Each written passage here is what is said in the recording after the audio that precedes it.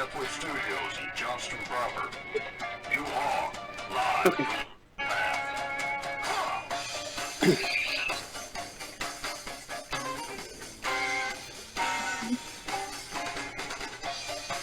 And you're listening to Live from the Path. We're coming to you from the Pathway Studios here in Johnston proper. It is good to have you with us tonight.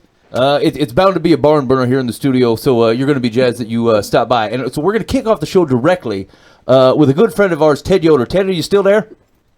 I am here. Awesome. Well, so we're keeping Ted up. So here's what we're going to do. So the reason you've heard Ted on the show before. He was in the studio a few months back and did a fantastic job, and was a lot of fun. And I don't know when you saw this, but I was it was maybe towards the beginning of the week. I was just on Facebook, and all of a sudden, like, somebody shares Sweet Ted on their hammered dulcimer and doing the hammered dulcimer stuff. And so I was real excited for it, and I saw it, and it was a massive number of views at the time. It was like I don't know, 800,000 or something like that. And so I thought, hey, man, that's really cool. You know, that's got to be awesome. I bet Ted's pretty excited about that. And so I kind of reached out and said, hey, congrats, Ted. And then Mike gets a hold of me maybe a day later and said, hey, man, did you see Ted's blowing up on the net? He's blowing up everywhere. Yeah, I actually had the exact same reaction. I'm like, man, way to go, Ted. That's pretty cool. And then I looked at the number today, and I'm like, this is getting outrageous. It's getting out of hand is what happened. Like, who people coming from? So Ted Yoder, tell me a little bit about this. Like, how does it feel to be the 54 million hit man? Surprisingly, kind of just like a father of seven. I mean, CBS hasn't called, or Good Morning America hasn't called yet, or anything like that. So I'm just kind of like, well, hey, business as usual, I guess. We have a bunch of CD orders to fill, which is fantastic. Awesome. But I don't know. Who knows? Maybe my iTunes my iTunes check might be a little bit louder this time around. But no, that's true. I don't know. It's pretty incredible. Well, yeah. Well, here's the thing. This is the thing that just amazes me. Is like it was first of all, the recording it was really good. And like it just seems to people are just loving it. They're absolutely loving it. Like they haven't heard anything like it before. And I'm like, the weird part is when you were in here, we talked about this a little bit, but I'm like, people look at the dulcimer and they're kind of like, I don't know what to do with this thing. We talked about it being background for loon music most of the time, Right. Yes. And then like it gets some exposure, and like it did exactly what I thought it would do. It's like if people could just hear it, like they would get it, and like that is exactly what happened, and it's really blowing up. I think the most amazing thing is, yes, the amount of people that are just like you said, in love. There's also a tremendous lack of angst toward it. Right. 22-year-old kids living in their basement still, or whatever. So, but other than that, I don't know. I'm all mushy and gooey because of it. I that's understandable, Ted. Like there's and I get, like, at a certain point, million people doesn't feel all that different than like 50 million people if you're end, but like that potential to do that, but still like prize that it. I think the longer that I go, people call it a big break, and yet all I went to work as usual. I just did what I've been doing for 6 years. I went in my backyard with my family and played my dulcimer for whoever wanted to show up. Well, this time, 54 million people showed up. So it was like, oh, hey, how you doing? Hey, Ted, can I pet the raccoon? Yeah, that's right. Yeah, absolutely, you can. She doesn't hang around all the time, but she comes and goes. I had I don't know if you guys caught it, but there was like this whole thing on Twitter where Kurt Smith, the lead singer for Tears for Fears, he tweeted the video, and then at the end of it he said, all I'd want to do is pet the coon. Or feed the coon, I think is what he said. Yeah, so hey man, I told him to come over anytime. Hey, I was gonna say, he watched the whole thing. That's awesome. Yeah, he did, and actually I think Thursday night after I had put it up, I put it up on Wednesday, and then Thursday night I think I got a email from the drummer Jamie Woolman of Tears for Fears. Woolham, I said that wrong. Woolham, yes. That is crazy. That is absolutely crazy. And here's the thing: that's why I love that story, is because it is just Ted Yoder being Ted Yoder, and more people happen to catch it, right? Yeah. Like, there's no better way to have your stuff be seen and interpreted and discovered when it's just like, I didn't go out of my way to do anything crazy. This is just kind of what I do, and I'm glad you appreciate it. Yeah, it's just amazing. I'm surprised I'm not crying, but maybe I'm all out of tears right now. It's just, yeah, I'm pretty speechless.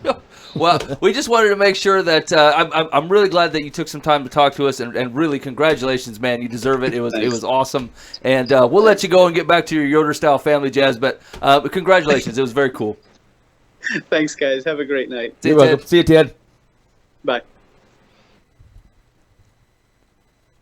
Hey, so that's Ted Yoder, and if you have not checked this out yet, it's you can do a quick search on Facebook for Ted Yoder, spelled exactly as it sounds. No double D, double Y, nothing crazy, just Ted Yoder, and you'll check it out, and it's a cover of the Tears for Fears tune, and it's just really, really good. Did you watch it, Boova? Absolutely.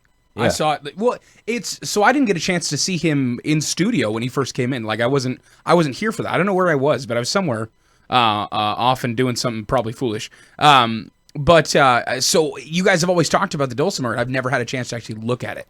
And so when I saw the video, I immediately hopped on there, and I showed probably 15 people within the first 3 minutes of watching it. Yeah. Because it's something that like those instruments that are something that's not a mainstream instrument that's played. Obviously, you've got the usuals, that is completely far off from that. And so having such a weird contraption being played, and then especially my generation, barely knowing anything about music, it's so cool. My friends all looked at it, we're all astonished by it, and they loved it. Absolutely loved it. So I love the click part. Like doom, doom, the click, and I'm like, what? He added the click. Do all dulcimers have this sweet click bar? I don't know, but it looked like it had that little thing on the end. He was able to just tap it real quick and make it happen. It was perfect. It makes the whole tune. I thought it was amazing. Yeah. Anyway, I kind of wanted him to sing, to be blatantly honest with you. I was kind of waiting for him to kind of just jam in, but it was still an amazing video. Yeah, so you can check out all of Ted's stuff at his website. He's got stuff on iTunes. It is well worth downloading, giving a check out. And on top of that, he's just a straight up cool dude. Yeah. And so go ahead and put the Google on Ted Yoder and take in all you can. There's still some time left in the night. Don't bail on it too early. Yeah, man. There's something about a dude that's living in a house and taking care of his kids and loving on his kids and stuff like that. Walking out to his backyard, playing a sweet thing, and then 54 million people going, "Well, yeah." Yeah, I mean, if someone showed up and took or 58 million. I took a video of me mowing the lawn and stuff, I'm like, hey, man, I can't be appreciated for the regular stuff I do. I've seen you mow your lawn. It's unimpressive. It's okay, man. It's not that cool. It's not 58 million views worth. No, definitely not. It's Enoching. He's Enoching it. He's totally Enoching it. Yeah. Walking with the Lord, playing the hammered dulcimer. That's right. Says I do what I do. That's how it's going to Hey, burn man, out. you guys want to come to my backyard and be Enoch?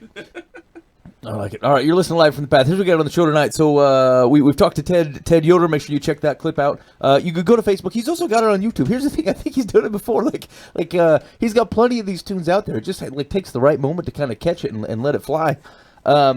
So we also, Boova had some potential double barrel Pope style. At least one Pope style, maybe two barrels. Yep. Still thinking it through though. I think we're gonna hit both barrels. Okay. Potentially double barrel Pope style. Mike, what do you have on the docket tonight? There's some Dear Life from the Path coming up. There's a lady is concerned that she has anxiety about filtering out bad news for people.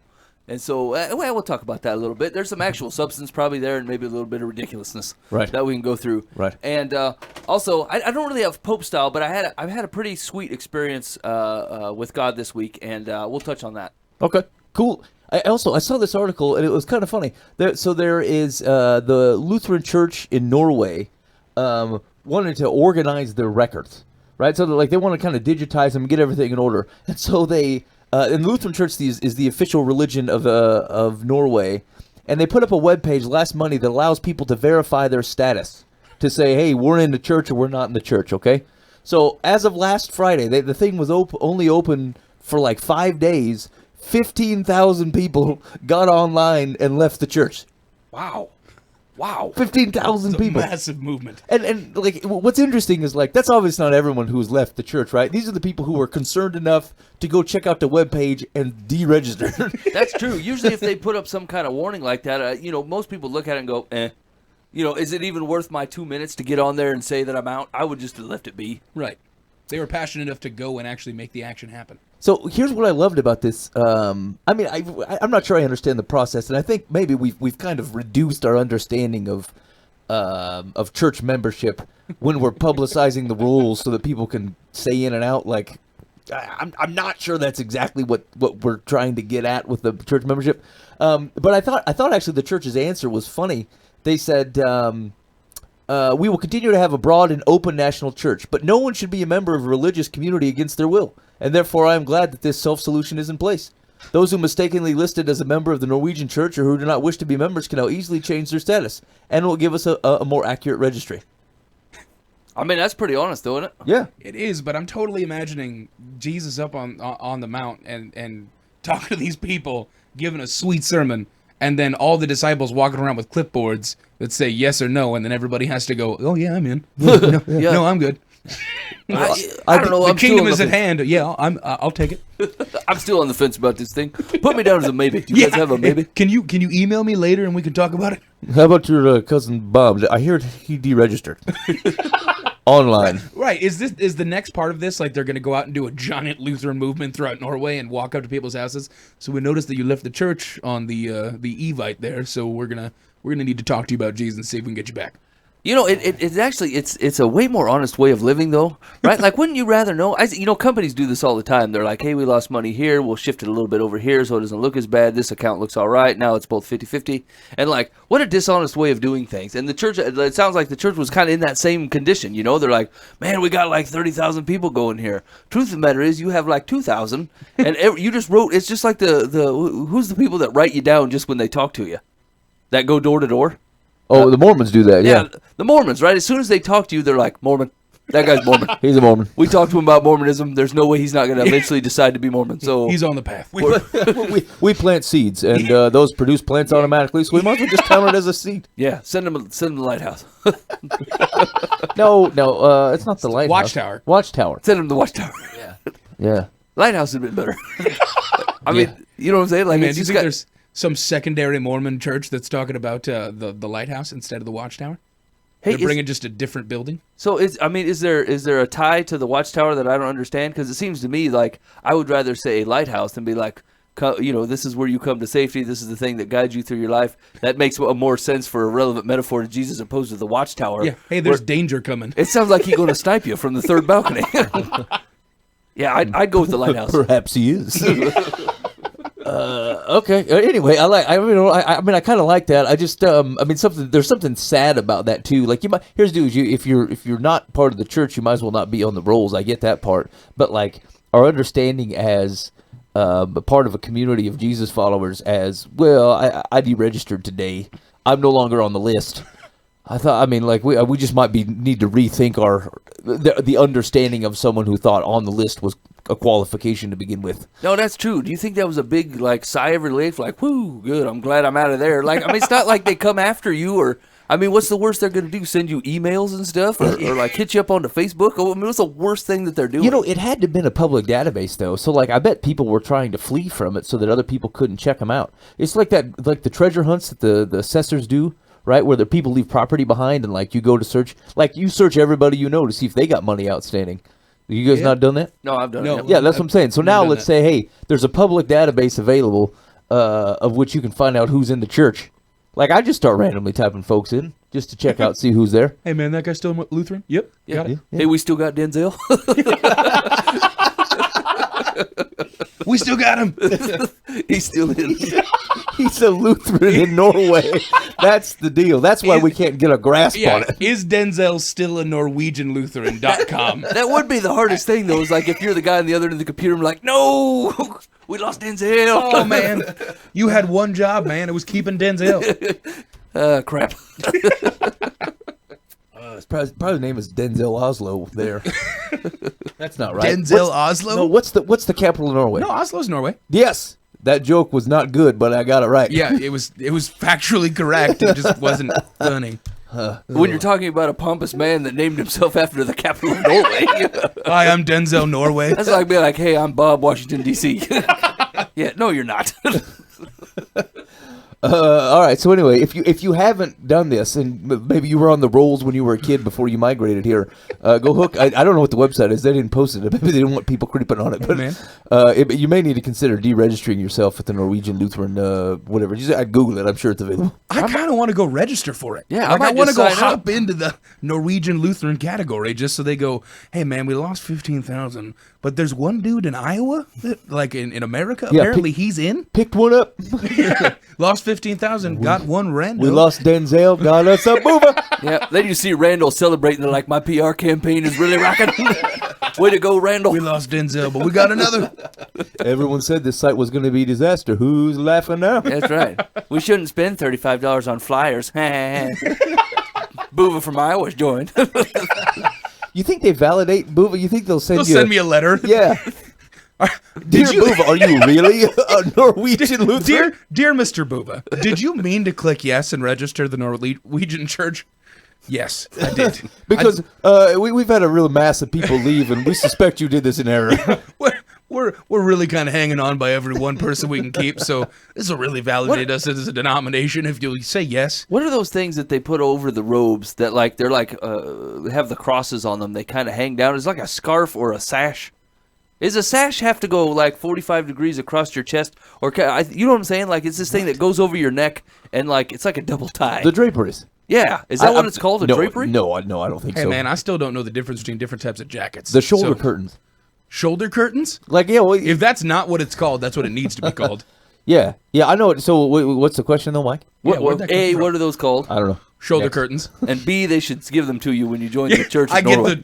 get the official colors of the Lutheran Church of Norway's shoulder curtains. I think you have to earn I would those. rock that every day. Oh, Hey, actually, I saw a friend of mine on Facebook Except for hot days. who's pastor, something in the Lutheran church, yeah. and he was wearing those. He has the shoulder And curtains. they were sparkling white in this picture. And I thought, I could never be a guy like a Lutheran guy who has to wear that stuff. Because, certainly think of all the opportunities over a 10-year pastor career where you don't have those in the wash or something, or you spilled soda on it, That's the or truth. something. And, One like, church potluck, you got meatball on it. Yeah, like I just couldn't. I mean, I'd always be putting it somewhere. It'd be wrinkled. We'd have tied it to the dog for some reason. We'd have mopped up something with it, and that you think that you would never do this, but certainly one Sunday I would show up and have a big old mustard on it or something. Do you think the elders of the church would come and talk to you specifically? It's like, Pastor Ben, we've been needing to talk to you about your shoulder curtains. Yeah.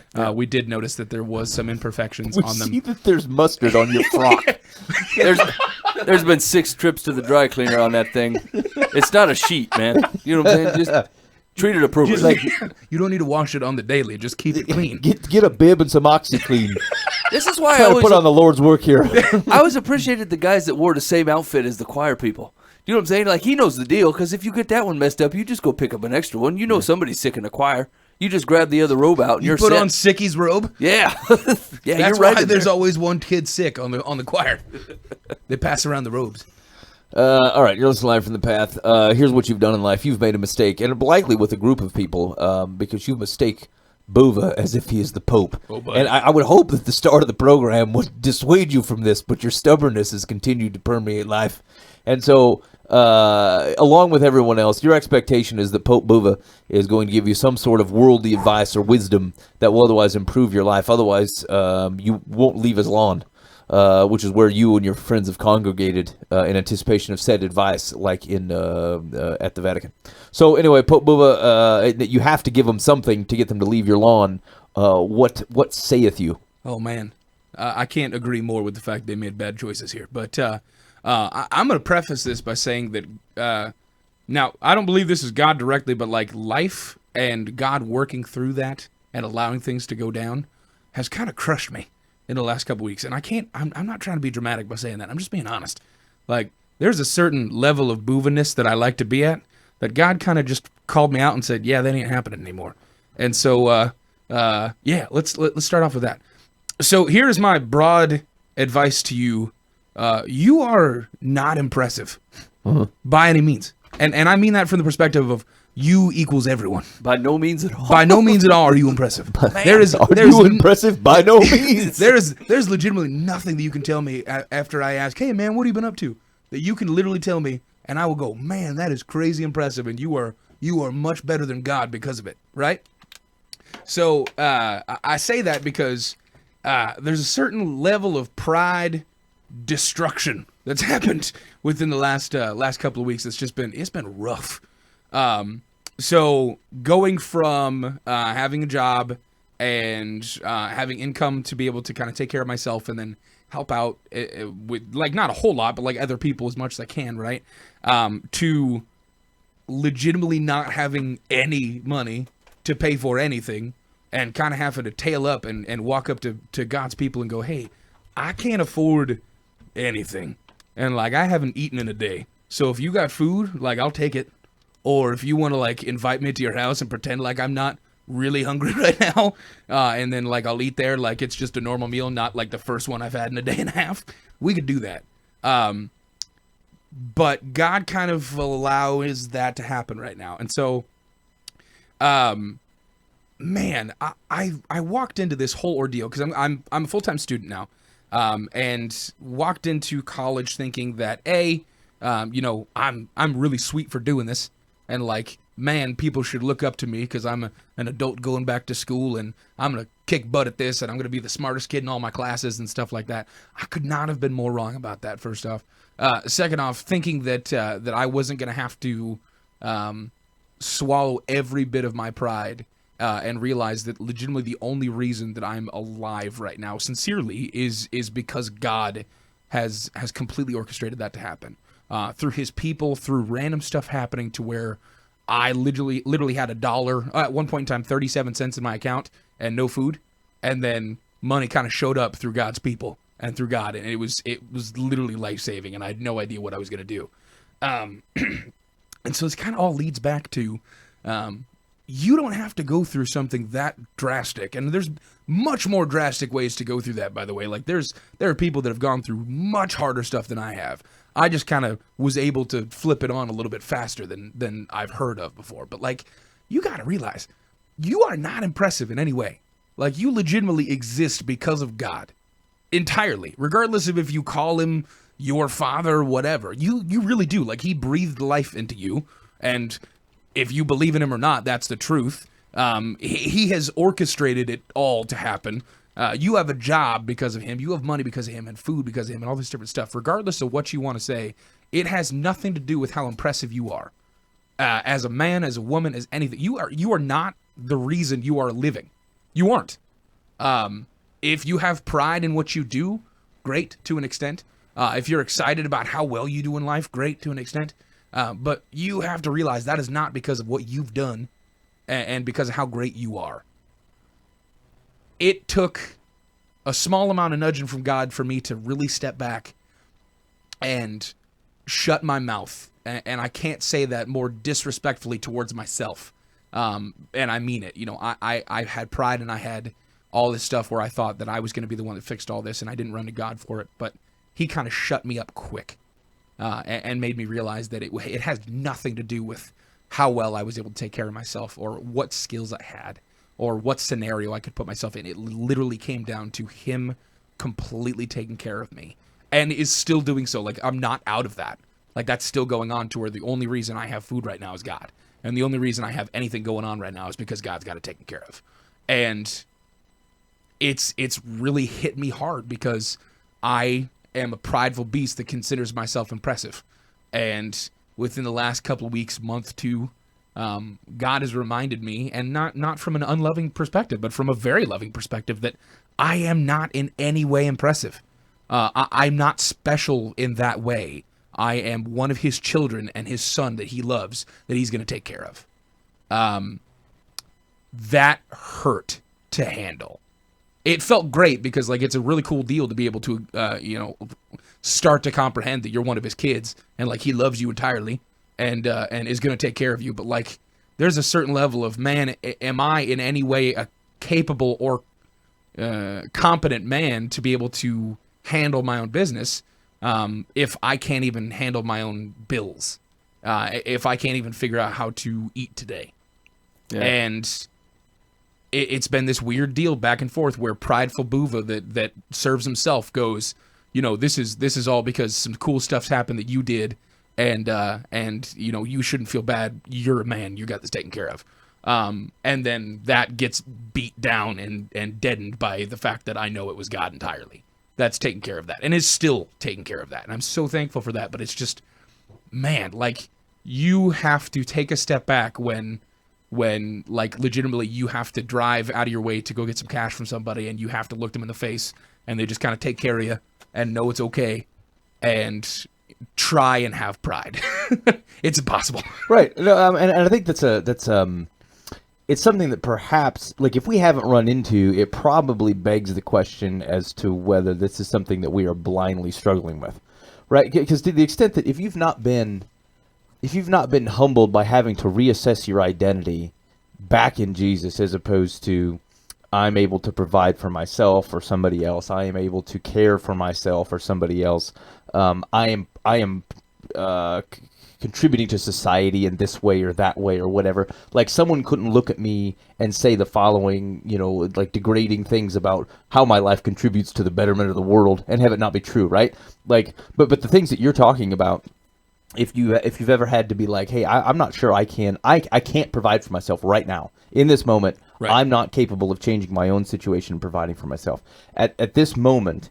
I'm not able to positively influence somebody else's life in the same way that I can't contribute positive to myself, right? And so what it does is it forces an identity shift. It forces us to say, okay, so if then who actually am I?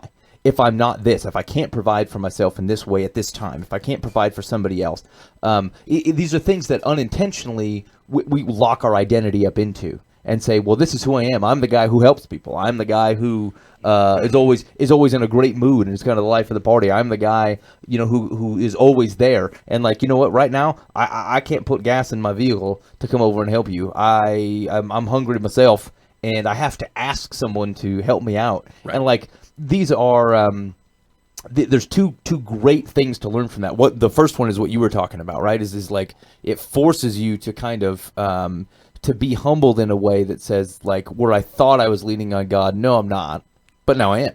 Right. And the second part is to recognize the where other people are at in that same regard, right? Like, how often have we, like when we say, hey man, I'm feeling low, or I'm kind of feeling in the dumps, like, we've not been in the place where we have to kind of reassess who we actually are, because we have a lot more tied up in, like if someone says, hey man, what do you do? They're generally asking you, where do you work? Yeah. Right? And so you don't have a job. Look at this. You can't adequately answer the what do you do in a way that isn't going to be, like, embarrassing to somebody. What do you do? Scratch knees? Make Totino's pizza rolls? Like, whatever it is. I make sure my phone is charged. I do a great job with and, like, right, so, like, there's an identity that people expect about your job. Right. And so if you're not working, and here's the thing, there's reasons to not work. Some are, you're not capable of working. Sometimes you're doing things that are alternative to working that are positive. Sometimes you're not. Sometimes you're just dodging work. But in either case, no answer that's I don't have a job right now comes across as good. And there's an identity kind of tied up in what you do. There's identity tied up in how you provide for yourself or how you provide for others. And so, like, when we start stripping away the way that the world kind of provides identity and value, we have to reassess, like, no, really, when God says, here's what I value, here's where your identity is, it forces you back to that. And if without that, I don't know how you find joy, because the world's identity is crushing. Kind of use your phrase, Boova. It's like it will crush you if you don't meet the standard that we otherwise expect people to have, and that's why it's so easy to dismiss people who are in a lifestyle or who are in a time of life where you're like, hey man, that guy's not working. Like, no one takes that in a positive way. No one, like, hey, he doesn't have a job right now. Like, they have to say right now, because they're leading to, like maybe he's looking for a job, or maybe he just left a job, or maybe he's got 3 applications out. Like, because you are not meeting our societal expectation right at this moment, and, like, you better get up there, and it will crush someone who's on the other side of that. And like a lot of times when we're dealing with people, like we kind of ignore that part. So I think there's two lessons. There's a humility thing that is good. It causes you to redefine your identity, but it should also kind of change how you look at the world and people that are in it who have been in those circumstances and through whatever societal barriers may exist. Like maybe we have institutional things that make it difficult for a guy who doesn't have a home to get a job because he doesn't have an address and he can't get a shower and he doesn't have the right shoes and like whatever the circumstance is that like we've got some barriers to those things that otherwise, kind of perpetuate this. Boy, is he 3 applications out, or does he just lose his job? What's the deal? Why doesn't he have work? Why is he not satisfying my expectation for his life? Yeah, Fair enough. All right. So what's the advice though, Boova? Well, so the advice is A, recognize, you're not impressive. Seriously. B, the thing you can do from that is, if you're in a place where that is a crushing statement, like we've been talking about, you need to redefine your identity. And seriously find who you are in God's eyes. If you are basing your identity off how you are worldly and how impressive you are, and we've just defined that you are not, you need to find that you are a loved child of God that was created in his image and is loved beyond measure and has been sacrificed for and is taken care of in such a way that you will never even be able to either pay back or imagine the bounds of what God has done for you. Realize that you can feel okay knowing that identity. It's tough to not be impressive societally, but it's better when you realize that doesn't matter. And what does matter is God's view of you, not humans, not society's. It's what God looks at you and sees. And that's his child. Being a coward, a fool, being like your father, Adam. Who do you think you are? Oh, buddy. You are not God. You are just a man. Oh, buddy. You're not an impressive man. You're not a responsible man. You're not a noble man. You're not a respectable man. Oh, You're not a responsible man. All right. There's nothing like getting screamed at by Mark Driscoll I'm when sorry, his friggin' ginormous trap veins are popping out of his head. I couldn't think of anything else when you said you're not an impressive man. That's understandable. Hey, Yes. man, I watch that. Not constantly. I used to watch that constantly where I'm like, hey, man, I need to redefine myself as I need to be screamed at by Mark Driscoll. Here's the thing: is people always. I mean, sometimes it's just flat out helpful. Yes. You know what I'm saying? Like when not a guy that's just angry at you, but like he's angry for the right reasons. You're like, Right. man, I'm wrong, and this guy is right. He and sees entirely through everything you're trying to put out into the world and just looks you in the face and goes, you suck. Yeah. You flat out You know what? suck. You know what? And that's here's the deal. Sometimes you just need to get used to that. Yeah. Right? Like sometimes Totally. the truth of the matter is you do suck. Right? Instead of Most fighting of the time, that's the matter. You're sitting there swinging your fists like, how dare you say I suck? Instead of going, you know what? I think he's right. I think That I might guy's actually totally suck. I got some real things that I could change, you know? I could really make a difference in a 10 of different places, one in my own life, in people surrounding me. But I'm too busy being mad because someone said I suck instead of going, I should change those things and then start not sucking. And then things will be good. Man. Driscoll. Yeah. Here's the thing: is like that guy. He's taking a lot of heat on that particular thing, and like the winds have kind of shifted. Where it's like, oh yeah, that was awesome, and then like 3 years later, they're like, he's a bully. Whatever. But here's the thing: is like that's not the entire context on how to be a man. All right. But it's a piece of it. Yeah. It's definitely a piece of it. I'm okay with that being a piece of it. I think it needs to sit in some realm or another that says, look, fellas, pull yourselves together. You're kind of getting away with this jackassery, and like someone needs to say something about it. And you're not listening to anybody else. So you know what? It's a piece. Yeah. I'm all right with it. All right. Okay. It was funny. Boova was talking about that stuff, and that's kind of it's a little bit of the encounter that I had. I don't know that I had with God this week. I just had one of those weeks where I felt like I was screwing everything up. You know, like everything that I had to do with, I was not doing it right. I was not loving my kids right. I was not loving my wife right. I was acting like a fool at work, and like everything I was doing, and it was just beating the snot out of me. And I knew it, right? I knew it. I was driving back from a place that I had to work, and I was praying. I'm like, God, I don't know what is going on, but my perspective has got to change. Like whatever is going on with me, I'm screwing everything up, and I do not know why. And so I prayed most of the drive home. It was a fairly long drive, and I kind of got home and there was nobody at my house, and I sat down to watch a movie. You guys ever seen that movie? What is it, Family Man with Nicolas Cage? Yes. Oh man, yeah, I like that movie. Yeah. So I'm sitting there watching this thing, and all of a sudden like this weird feeling keeps hitting me in the face. It's like, hey man, you need to pay attention to this. I'm like, well, I am. I'm watching a movie. I feel like I'm paying attention. And like. It wasn't a half hour into it, I'm crying. Like, I'm just sitting by myself crying.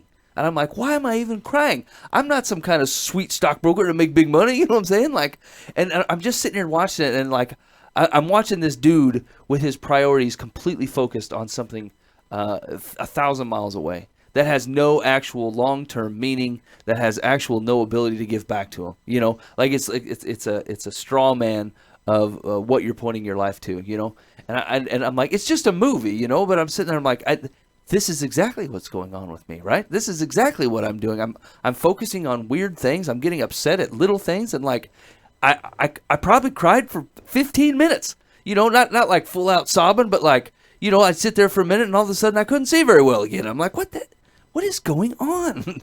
And then I figured it out, right? Like, and so I closed my eyes and I said, sometimes you could just ease me into it. But this is exactly what I wanted, and I fought to get back to the ugly perspective I had before I started watching this stupid movie, and I couldn't get it. Like, it was just gone. It was just gone, and like, I could not have been any happier to see my wife and my kids and that stupid dog that puts hair everywhere. You know what I'm saying? And the mess that they all make, and like. And work called like 3 times, and I'm like, I don't care.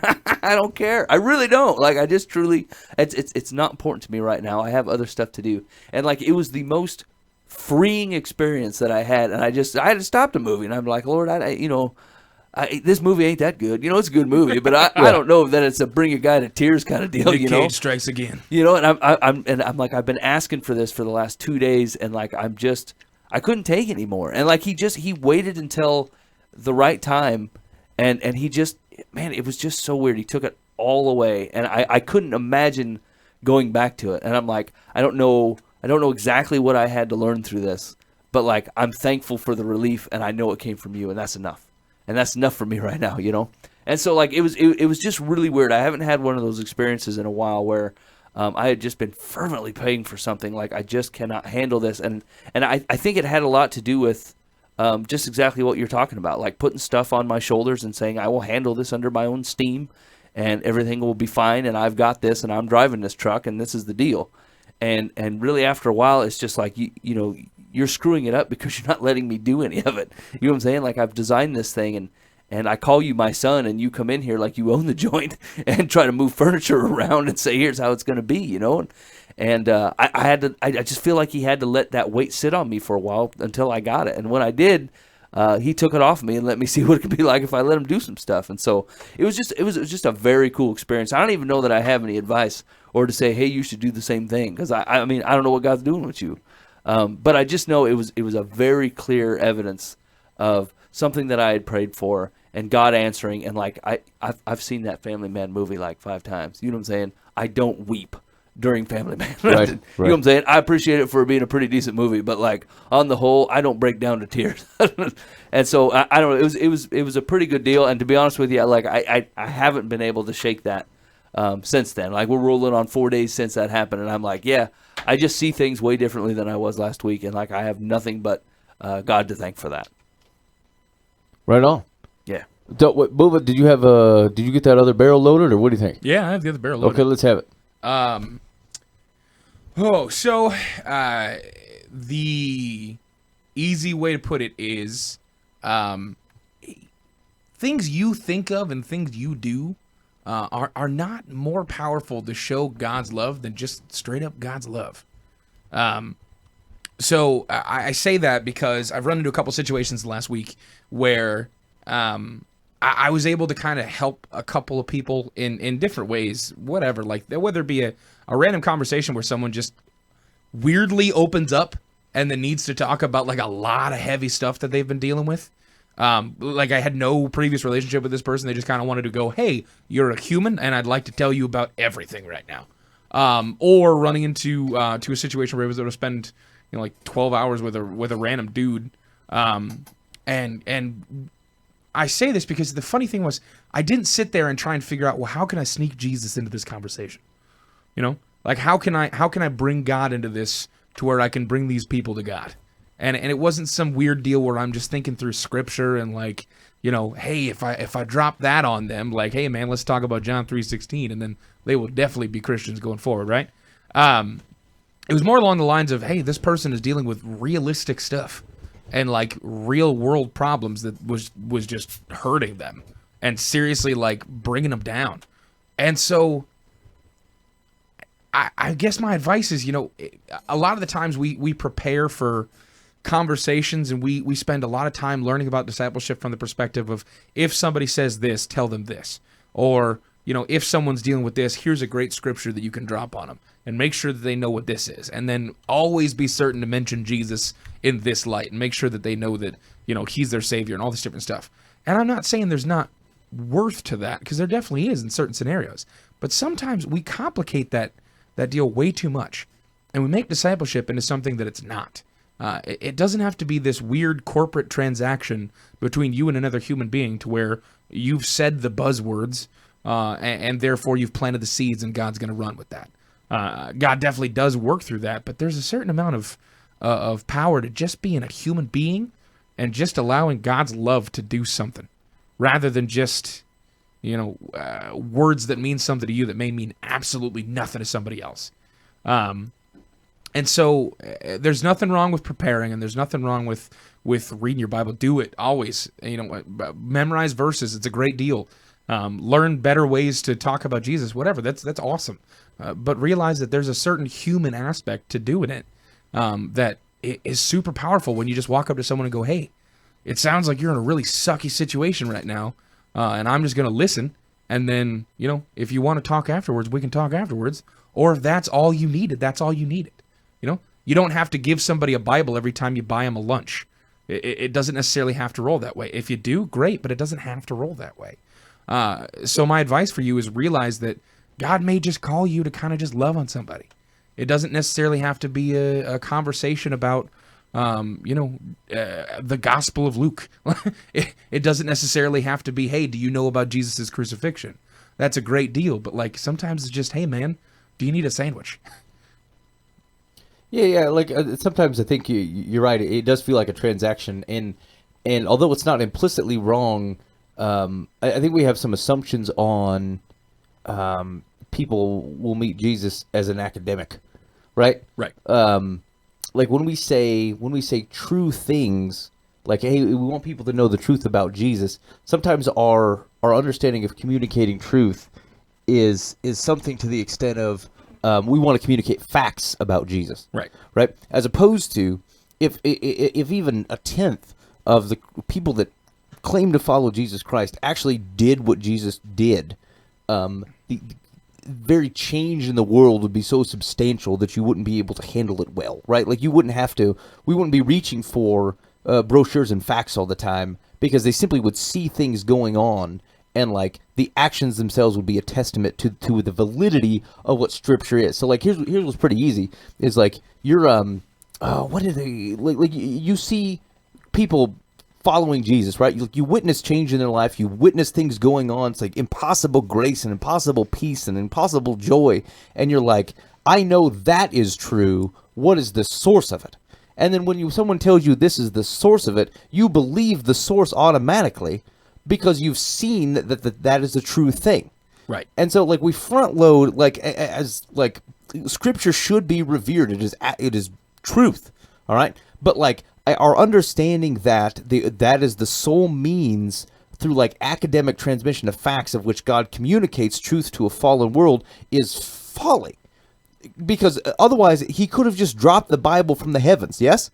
Like, why does Jesus have to walk the earth? Why does Jesus actually interact with people for 30 years? Why does Jesus actually demonstrate things to people and teach on mountains and do the things that he said he's going to do? You know, it's interesting. If you look at the Sermon on the Mount, you can tie Jesus' ministry to the very things that he tells his people to do. Like when he says, like all those Mercurii parts, like blessed are, blessed are, blessed are, blessed are those who do this. You can tie those to actions of Jesus's life further on in the Gospel of Matthew, as an example. Okay, so like we get this impression that that we just need to transact information with someone, when the primary means of which true things are demonstrated, thus communicated, are through the actions of Jesus Christ to the people that he interact with, and then a call for his people to do the same thing. And so I think what you're running into, or what you're talking about, Boova, is an accurate reflection of we need to not think that we are failing the communication of good news simply because we're not transacting facts about Jesus Christ. Because the truth is if you are following Jesus and you are taking people with you, or doing the things that he otherwise would have done, it will naturally come up. That's the thing. What are you doing here? Why are you such a good listener? Why are you hanging out with me? Well, here's the deal. Like stuff like that actually comes up. But like it is, if there's a transaction, it is living out the faith that is true. It kind of makes you think of Yoder, right? You go about your Jesus business.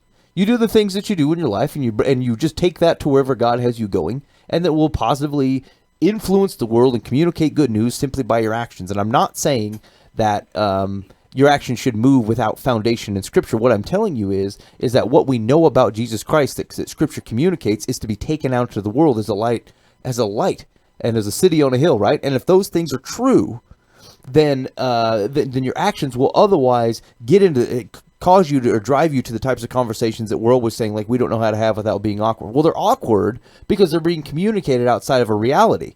Like, as opposed to saying, hey, these are the true things about the gospel. These are the things that change your life. These are the things that I know about Jesus Christ. And they can look, and it's completely out of context of the life that you live or the interactions that you've had with someone. And you've written someone off and not actually treated them like a human being, but as a repository for facts that you want to communicate. Yeah, they're going to feel disassociated from the gospel message. That's the thing. So I think that's entirely true. And I think, like, if we just kind of reoriented our focus and said, look, I am going to live good news.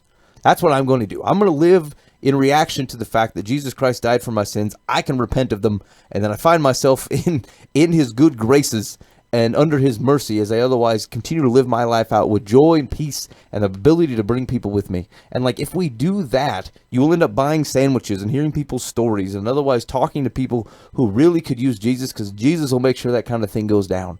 And when we rely on formulaic transactions of information, I think we fundamentally misunderstand the gospel. Because again, as an example, Jesus could have done things completely different than having to show up and walk the earth, right? But there has to be some sort of substance that says it was important that he do so, and then sends us out to do likewise. Yeah, I agree. Get off Boova's lawn. There's been too much of that. Mike, did you just stop listening? What? Is that what happened? You just kind of stopped listening to the conversation? No, I was thinking about, I kept thinking about the woman at the well, and I'm like, when Jesus deals with Pharisees, he busts the scripture out and he says, here's the deal, blankety blank blank blank Old Testament jazz. Now when he's talking with the lady at the well, like, he alludes to the second coming. He says, I am he, but like, he's not quoting verses, you know what I'm saying? And because they were different conversations, they were different people, and there are different ways to communicate the heart of God, right? And what was going on, and like, all he did was start out by having a conversation. Well, but that conversation included, hey, you got 5 husbands. No. He called her out. It's still personal. But agreed, right? Because that's what she needed to hear, you know? And like that's the other thing I was thinking about when Boova says, like, you just have a random dude come up and he decided to drop life on you with his big, heavy questions. And like, I've had that happen a couple of times to me over the last couple of weeks. And I'm like, sweet Moses, man. Don't you have anybody that is qualified to talk to you about this stuff? I mean, that is ridiculously heavy things, And they're like, what do you think? I'm like, I don't know. I can only, and this is where the Jesus counseling comes through. I'm like, do they know Jesus? Because every terrible situation I've ever run into, that is always the answer. I wish I had some great counseling for you, but like, here's the 2 biggest things of talking to people about terrible stuff in their life.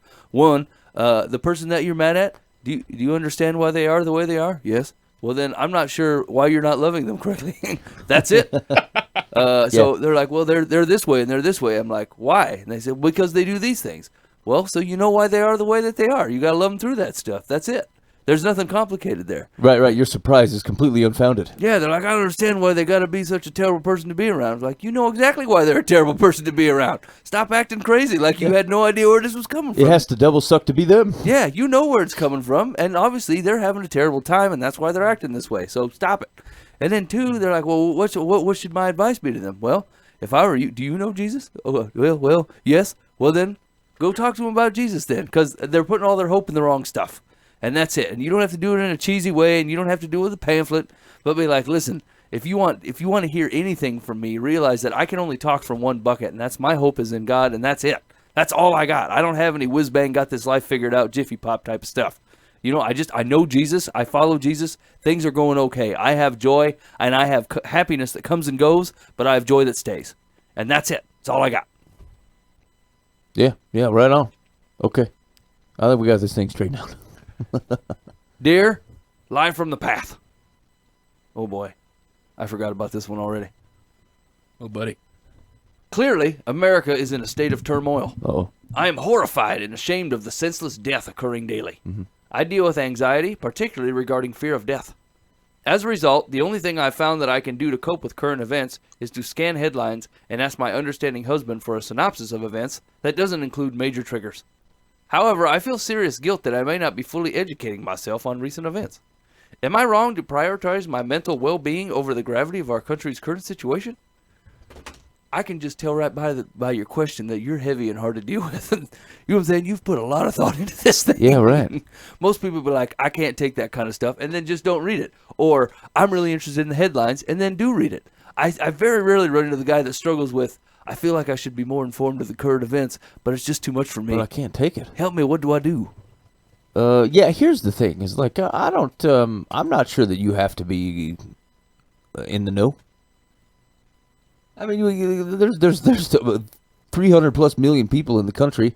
Let's say 300 and let's say you got 1 million of them who just aren't in the. They just don't know. They don't know what's going on around. Take most of your Amish, for example. Yep. They seem to be doing all right. Hey, just as a side note, I ran into some Amish folks today at the gas station, and I said hello in a friendly manner, and they didn't reciprocate. And I thought, you people are supposed to be better than this. Wait, they said hello meanly, or they just didn't say They anything? didn't say anything. Like, I dead looked them right in the eye. I'm like, morning. That's because are you carrying that e-smoker? No, I didn't have the e-smoker. They probably know you e-smoke. You had electricity on you. You're mocking with. They the least you can do is have an analog or two. You're No, just that's rubbing true. in their face. I had a commercialized soda on me, like I'd bought from the machine. But, I mean, they were at the gas station, so, I mean, the judgment's got to come down. Wait, a bit, were they doesn't it? getting gas? No, they were pulled up to the front like they were just going to go in and buy convenience items. Oh, I was gonna say maybe they're Amish. Maybe they're just hillbillies. No, it could be just a dude that wears suspenders, a blue shirt and a hat, and a beard and no mustache. Okay. I should have Not considered that. Maybe he's preparing early for Halloween. Yeah. So I mean, here's the deal. I don't know.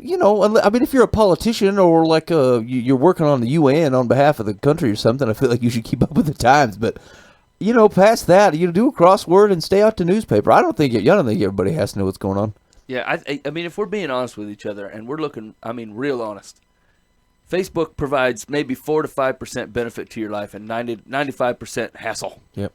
You know what I'm saying? Like, you don't need to be in the know about that many things going on and that many people.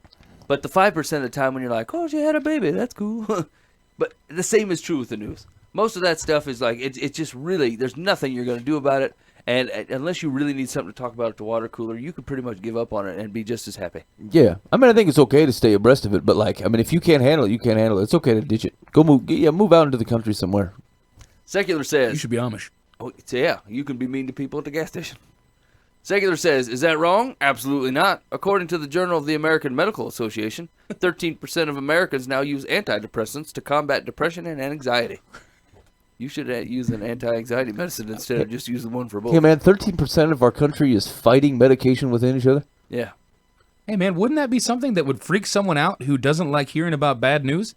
Yeah. Like, hey, holy cats, 13% of our country's in this deal? Yeah, that's not helpful. Great job, Secular. Our news media feeds so many salacious details into our homes in the interest of high ratings that it's a miracle the majority of Americans aren't in need of them. You run a gossip house, giving out salacious advice to people with legit problems that you profit off of in front of the masses. Shut your hole. Sorry. Her continued rebuttal is, If you are getting the news you need to know, do not feel guilty for using your husband as a filter. You are only protecting yourself, and that's not wrong. It's healthy.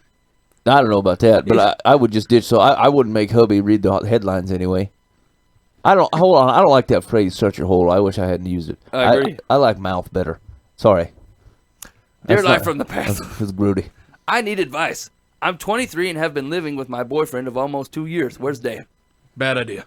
I have never been in a relationship before this one, so I have little experience. I love him dearly, but every time there's an issue between us, it always becomes my fault, and I'm always the one to apologize. What should I do? Stop being wrong. Yeah, you brought this on yourself. If you'd were right some of the time, this wouldn't keep happening. You live with a child. Move out. Yeah. This isn't a great foundation for relationship. Yeah. It's time. Hey, we moved in together, boyfriend and girlfriend, and he always thinks I'm wrong and never apologizes. I don't know. Maybe you love the idea of loving this dude? Because it sounds like you said this is your first boyfriend? So there's a good chance you don't actually love this guy. You just think you do because he's the first one. And it sounds like he's a real vagabond and a schmuck. Leave him. Yeah, I mean, there's plenty of opportunity in this life for people to say that you're wrong all the time. Usually most people get paid money to go there, 40 hours a week. Yeah. You show up, people say, no, that's dumb and you're dumb. Just do what I tell you. And then you take the money and then you go home and do whatever you want. But you have set up a situation where that happens to you at your job and now at your house. I'm not understanding what's keeping you here. I mean, really, every time there's a disagreement, it's always because something that you've done and you were wrong about it. That's not reality. I've met some people that are just dead wrong in life, but they're not wrong all the time. No. Like 90% still. And a loving person wouldn't go back and constantly just call them wrong. Yeah. Like they would go, hey, sweetheart, it seems like we're having some issues right now. Let's try and work through them. First off, you need to move out because we're not married. Yeah. Just across the board. You need to move out. Secular says, even a stopped clock is right twice a day. You should not be forced into the role of perpetual peacekeeper by accepting the blame for everything, and it won't improve your relationship. Because your boyfriend's preferred method of solving disagreements is laying the blame on you, suggest the two of you get couples counseling. Oh, man. However, if he refuses, and he may, you will then have to decide whether it's the way you want to spend the foreseeable future because things aren't likely to change. Hey, man, counseling is for people that are willing to give it a shot. And so, you can ask him. You can just, you could have a straight-up conversation with him and say, this is what you're doing. And if he goes, crap, I didn't realize I was doing that. I'm wrong. Let's work through this. I know I tend to do this. I've done this my whole life. I need help with it. Yeah. Okay, that's a fair assessment, right? That happens to people. But if he's just like, yeah, no, then counseling ain't going to help you. He's just who he is, and you got to go. That's not worth fighting with. Right. Yeah, I would agree. Counseling only helps when you both agree to stay in the sack and scratch it out until the thing's resolved. Right? Like if you're there looking for an out, you don't need to go to counseling. You can just be honest and say you're looking for an out. Agreed. Here we go. Dear Life from the Path, my sister-in-law, Danny, and my brother have been married almost 3 years. I recently discovered that Danny has created a fake social media page. Holy cats. She posted some nude photos on it and acts like she's single. Whoa. I suspect she is getting paid to do live nude video chatting. Oh, man. That took a weird turn right there. Cats. Man, I didn't see this coming. I'm sorry. Yeah, man. This Live wow. from the Path, I am shocked over this. I am sure my brother would explode with rage and disappointment if he knew. Yeah. Sure. They have 2 small daughters, which leads me to wonder if she has considered their embarrassment if they ever find out. She's a good person, so I don't know why she would do this. I really need your advice. Wow. Hey, you know what? Ask her. Yeah, are you doing nude Facebook shoots? Here's the thing. It's like think Do of people pay you to get naked? think of the perspective that she's coming from. She's a good person. She's got 2 young kids. My brother would be furious. Why? Then why did someone do something like that? There's Right? something going on. Maybe it's something with her. Maybe it's just an emotional issue. Maybe it's coming from something in her past. Maybe things aren't great in their marriage, and maybe they got money problems. Right? Like either way, regardless, if everything else she says is true or at least perceived to be true, something's up. Something's up. So let's note that you should not open separate lying social media accounts and post nude photos of yourself. Okay, I think we got that as a ground rule. It's not a good idea. How do you suspect she is getting paid to do live nude video chatting? Either she's doing live nude video chatting, or she is not. That's a really big jump to make if you're not certain that person's doing exactly that.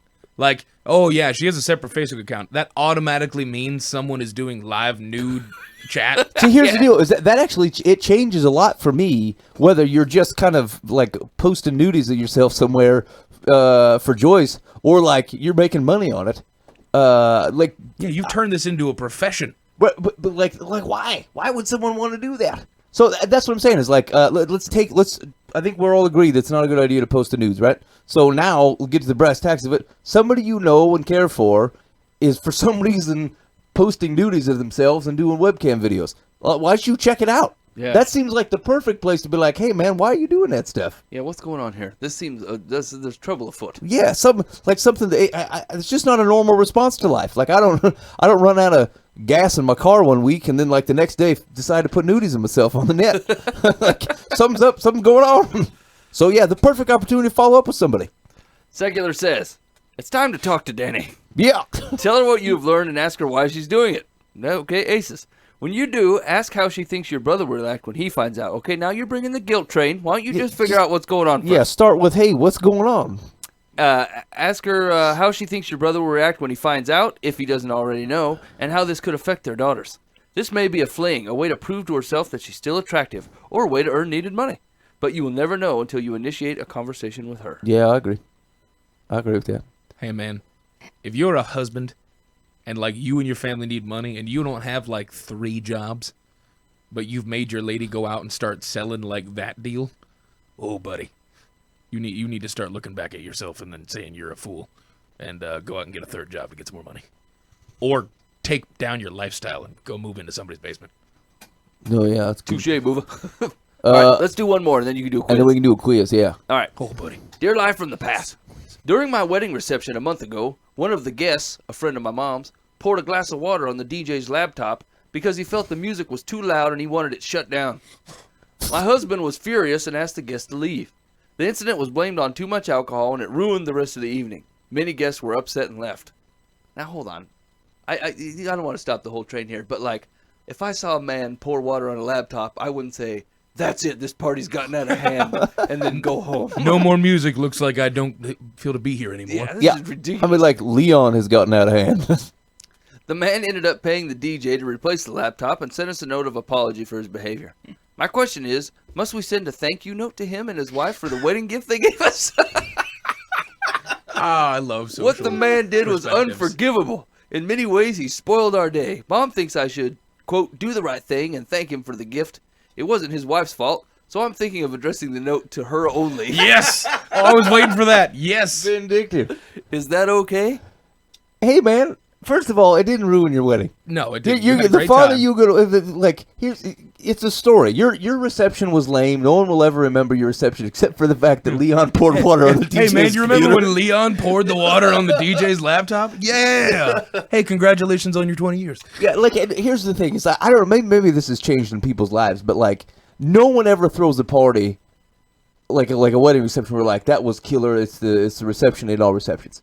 Most people have 5 to 6 friends at least that have gone to a wedding over the last 10 years, and like I can't tell you the bits and pieces of any one of them. Nah. Right? They just aren't fantastic. They do the thing that they're supposed to do, and then they go away. But like, you've got a story that you remember forever about that guy that jacked with the laptop, and that's funny. And so I would send him a thank you card because he made it right with the DJ, and I would thank him for the gift and said, "P.S. Man, thanks for the story. Yeah, thanks for the memories. We'll remember that always. Love you, Leon." Yeah. Hey Leon, maybe you shouldn't drink the whole bottle next time, but we really do appreciate the memory. Yeah. Yeah. And the toaster. He made it right, and he apologized. Like, what else do you want him Yeah, to do? if he would have just been like, oh, this was his fault, and then never went back and paid for it, I'd been like, hey, this guy's just a regular curmudgeon. But Yeah. like, he seems to have realized his folly and went back and paid the DJ and apologized, and then got you a toaster. So, thank him. Thank him. Yeah, it's weird to see people try to dole out karma justice, on their own. Well, like, you made a big mistake at my wedding, and I'm not going to thank you for that gift. Yeah, okay, what are you, 7? You know what I'm saying? Just, the man brought you a Like, gift. 10 years later, Leon's still seething. Oh, they Yeah. never sent me that thank you note. Like, I get it. I dumped that water on the DJ's computer, but still. You have invested way too much effect in your thank you note. Right. Like, he's just sitting at his house pining, and when it doesn't show up, he's crushed, and he's like, and then he gets a bigger glass of water this time, and then finds more laptops. It's going to be a desktop this time. He only knows one way to lash back, and he just pours water on stuff, and that's him. The music's too loud. I didn't get a thank you note. Brr. People, man, they just do this all the time. You can only control what you can control. Yeah. Someone gave you a gift, just say thank you. What if that? I mean, how many people do you know? They're just straight up jerks, right? But they did something nice for you once. You know, your aunt is terrible to your mom, and you know it. They fight, and they don't get along, and she says mean things every Christmas, but she got you a birthday gift. She got you a gift. Say thank you. That's it. You know, I mean, you don't have to deal out your own third-party justice everywhere that you go. Right. Your job isn't to find any opportunity you can to squeeze the needle a little bit. Like, hey, this guy mistreated your friend one time, and they said this thing, and you're going to pay them back by, I don't know, moving their mail into the neighbor's mailbox or something. There's like something you control, and you're like, it's not your job, right? Handle. Your life is simplified, Jesus follower. Just handle things the right way. Like you're right. Your job isn't to dispense karma or individual justice. Your job is just to handle things the way that you're supposed to handle things, and let God kind of handle it. Yeah. So he gave you a gift. You send the note and say thanks for the gift, right? And don't bring up the laptop thing. It's good. It's done. It was between him and the DJ, and you're like, it ruined my day. Well, we've been through that. It did not. Your reception was probably lame anyway. Let's see. Secular says, I know of no rule of etiquette that forbids addressing the note only to her. However, when you write the note, word it this way. We want to thank you and John for the gift, and we'll think of you when we use it. That way you will have thanked them both for it, and your manners will be above reproach. And if you prefer to avoid them in the future, you'll get no argument from me. Hey, That's just Do you really go silly. back and think about each person as you use their gift? I feel like that's just lying. Bagel Like in. every time Thanks, I use Leon. this blender, oh, Gene, I really appreciate this smoothie, and you. that's so terrible. I can't remember anything anybody got me for my wedding. Yeah, that's normal. None of it. Hey man, a friend of ours gave. I remember this actually. I thought of this 2 days ago. Somebody got us a crock pot, and we've been married. I don't know, 11 years, 12, something like that. And I thought, hey man, this crock pot's been pretty handy. Bless whoever got us this crock pot. Right, but you don't remember the individual person. No, I'm pretty sure I know who it is. Really? Yeah, Yeah, you're weird though. because I thought it was an interesting gift from that particular group of people as to why they got me a okay, crock fair pot. enough. Were they Amish? Yeah. Because that'd be really weird. Hey, we can't use this, but you sure can. Enjoy your beef stew. That's a cool way to live. It was just like they were the parents of a friend. Like it was a real peripheral group of people, and I thought, hey man, a crock pot's a pretty hefty gift. Like That's it wasn't true. expensive, but it's like it changes your life. It's useful forever. Yeah, we crock and we pot with it, and we've been doing it for years, and it's been fantastic. All right, you guys want to do a quick quiz? Yeah, quick quiz. Sure. So I can't remember. Did we do the Job quiz? I feel like we did. The Job quiz. No, I don't think so. Okay, all right. So here we go. Oh, man, Let's this try is out fun. Job. Okay. All right. So this is see if you can best live from the path on this quiz about Job. Here we go. In what land did Job live? Uz. Oz, Id, Uz, or Ur? No, Uz. We're in with Uz. Okay. 2. How many children did Job lose in a storm? 12. 6, 8, 10, or 12? 12. Yeah, okay, I agree with that. What kind of disease struck Job? Leprosy, blindness, madness, boils. Boils. Boils? Yeah. Yeah, boils, yeah. Who told Job in his troubles to curse God and die? His wife. His wife. His wife does that, yeah. Yeah, there we go. The shady lady. Who attempted to comfort Job in his distress? His wife, his friends, God, or no one? His friends. His His friends friends. did. Which of these was not one of Job's friends? Zophar, Bildad, Elihu, or Eliphaz? The first one. No, it's No, It's it's Elihu. Huh? It's no, it's Zophar, no, Zophar, Bildad, and Eliphaz. I think it's Elihu that's not one of the friends. I agree. I know Zophar and Bildad are. And I know Eliphaz is, so it's Elihu. Okay. All right. I thought so far was the younger guy. I think Zophar's that thing in the movie Big that hands out the stuff. That's Zoltar or something like that. Hey, so you don't know specifically. It could be Zophar. 7. Fair enough. Job's friends kept vigil with him in silence for how long? 3 days. 24 hours, 3 days, 7 days, 40 days. 3 days. Hey, man, live from the past knows Job. Yeah. Potentially. 8. Job opened his mouth and cursed the day. Then what did he wish? That he could die, that he could sleep, that he had never been born, that Never been born. he could be healed. Yeah, never been born. 9. How many sons and daughters were born to Job after his suffering? 5 sons and $3. 7 sons and $3. 3 sons and $5. 10 sons and $10. I think 7 sons and 3 daughters. 10 and 10. Yeah, because it's more. I think it was more than what he had before, Uh-huh.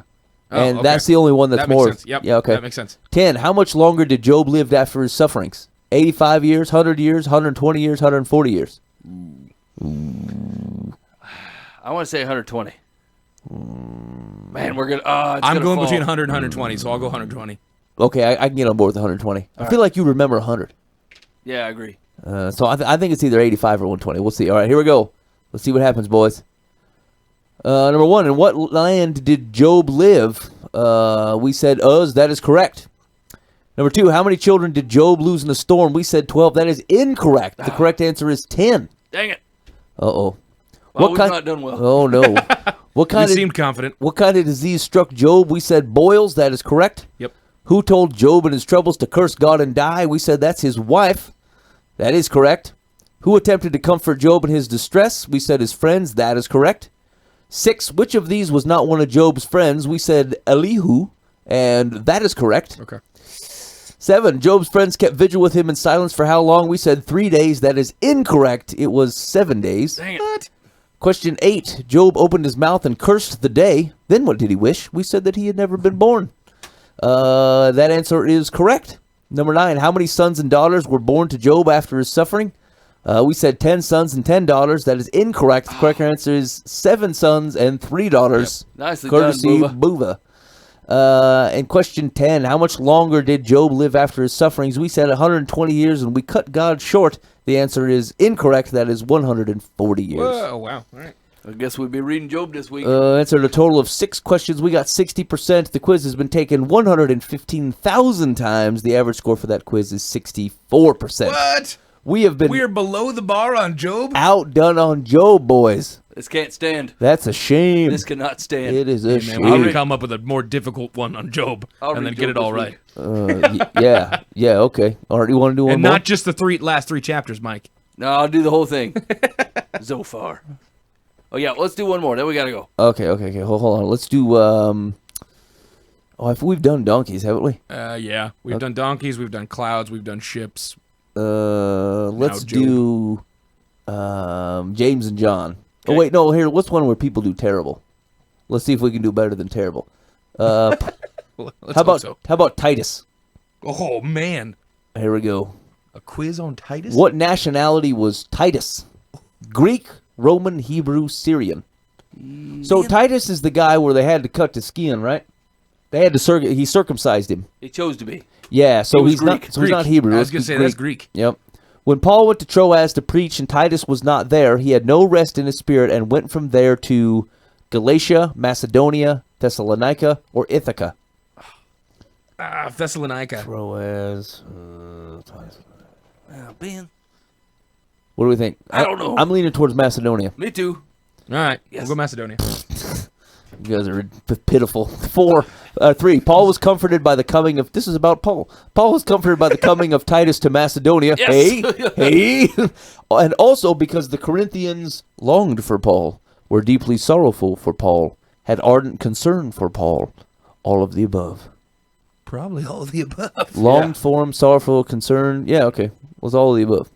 In his second letter to the Corinthians, Paul told them that his desire for Titus was that he return to Troas with him and finish the work that Paul had started there, that he return to Corinth and finish the work that he had started there, that he journeyed to Macedonia with Paul, feeling confident on this Macedonia answer. It seems right.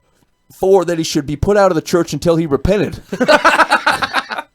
4 is a definite no. Yikes. I mean, the man lost part of his penis for this thing. I feel like he's still in. Get out of the church.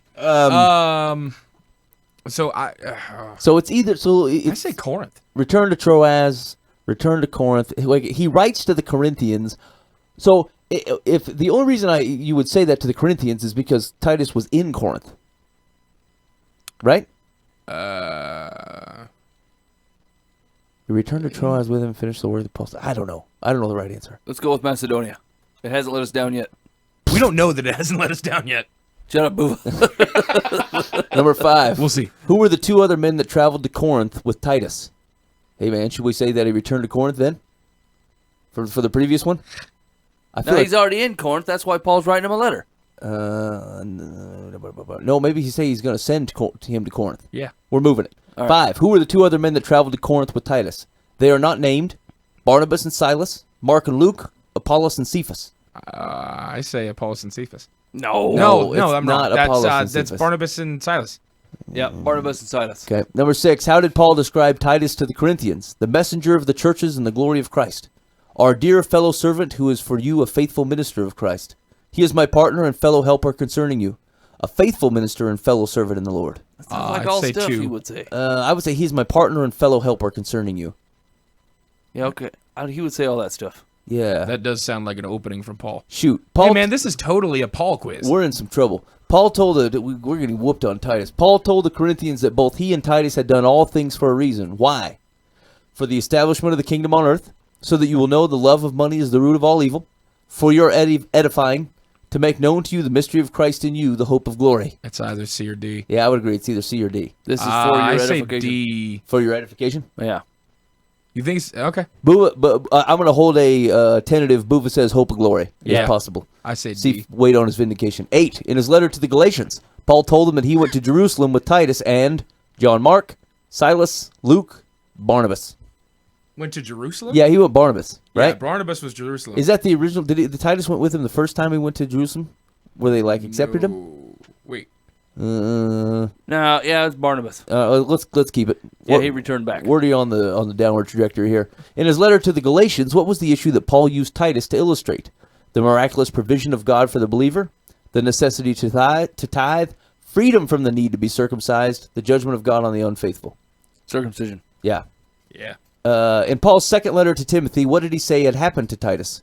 Titus had forsaken Paul because he loved the present world. Titus had been imprisoned for preaching the gospel. Titus had gone back to his hometown as John Mark had. Titus had gone to Dalmatia. It's either A or D. Not. I don't think he's forsaken Paul. No, sorry. I mean, what was it? B? B? or Imprisoned D. or gone to Dalmatia? Yeah. Let's do Dalmatia. All right. Yeah. Oh, man, boys. I think this is going to be rough. How we do? Well, wait a minute. What nationality was Titus? We said Greek. That is correct. Yes. Question 2. When Paul went to Troas to preach and Titus was not there, he had no rest in his spirit and went from there to, we said, Macedonia. That is correct. Okay. Paul was comforted by the coming of Titus to Macedonia and also because the Corinthians, blah, blah, all of the above, we had said, and that is correct. Yes. Question 4. In his second letter to the Corinthians, Paul told them that his desire for Titus was, we said that he returned to Corinth and finished the work that he had started there. That is correct. Yep. Number 5. Who were the 2 other men that traveled to Corinth with Titus? We said Barnabas and Silas. That is incorrect. They are not named. Well, so it could have been Barnabas and Silas. Yeah, half a point. Yep. Number 6. How did Paul describe Titus to the Corinthians? We said, he is my partner and fellow helper concerning you. That is correct. Question 7. Paul told the Corinthians that both he and Titus had done all things for a reason. We said, for your edification. That is correct. All right. Question 8. In his letter to the Galatians, Paul told them that he went to Jerusalem with Titus and we said Barnabas. That is correct. Question 9. In his letter to the Galatians, what was the issue that Paul used Titus to illustrate?